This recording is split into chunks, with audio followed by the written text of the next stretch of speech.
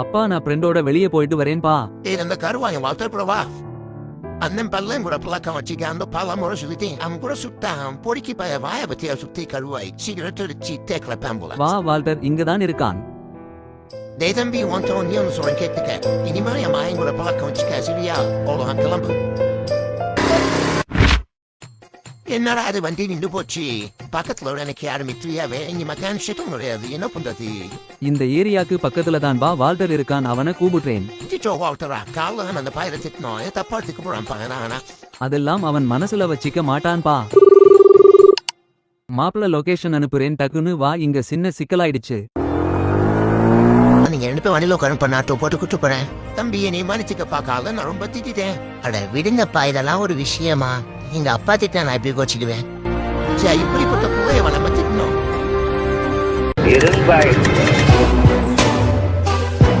என்னையா திட்ட?